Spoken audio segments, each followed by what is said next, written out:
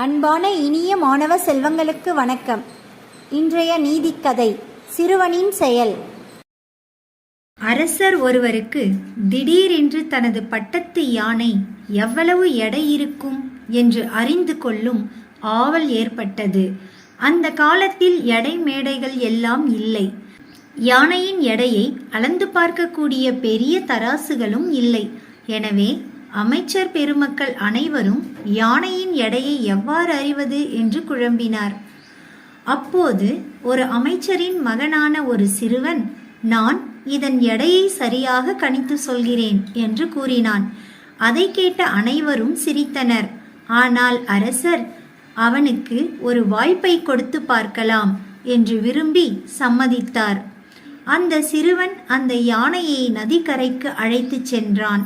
பிறகு அங்கே இருந்த பெரிய படகில் யானையை ஏற்ற சொன்னான். யானை ஏறியதும் தண்ணீரில் ஆழ்ந்தது படகு. உடனே அவன் உயர்ந்த தண்ணீர் மட்டத்தை குறித்து கொண்டான். பிறகு யானையை படகிலிருந்து இறக்கிவிட்டு பெரிய பெரிய கற்களை கொண்டு படகை நிரப்பச் செய்தான். முன்பு குறித்த குறியீடு அளவிற்கு தண்ணீரில் படகு மூழ்கும் வரை கற்கள் ஏற்றப்பட்டது. பின்பு அரசரிடம் அந்த கற்களை காட்டி, இந்த கற்களின் எடைதான் யானையின் எடை என்று கூறினான் சிறுவன். அனைவரும் வியந்தனர். அவனது புத்திசாலித்தனத்தை போற்றி புகழ்ந்தனர்.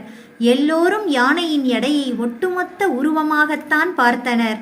அதனால் அதனுடைய எடையை கணிக்க முடியாது என்று நினைத்தனர். ஆனால் அந்த சிறுவன் யானையின் எடையை பல எடைகளின் கூட்டுத்தொகையாக பார்த்ததால் அவனால் செய்ய முடிந்தது. இந்த கதையின் நீதி: ஒரு பிரச்சனையை பெரிதாக பார்க்கக்கூடாது. அதை எவ்வாறு சிறிது சிறிதாக தீர்க்க முடியும் என்று யோசித்து செயல்பட வேண்டும். எனக்கு ஒரு பிரச்சனை என்று ஒருபோதும் சொல்லாதீர்கள். பிரச்சனை என்று சொன்னாலே கவலையும் பயமும் கட்டாயம் வரும். எனக்கு ஒரு சவால் என்று சொல்லி பாருங்கள். தைரியமும் தன்னம்பிக்கையும் தானாகவே வரும். நன்றி மாணவர்களே.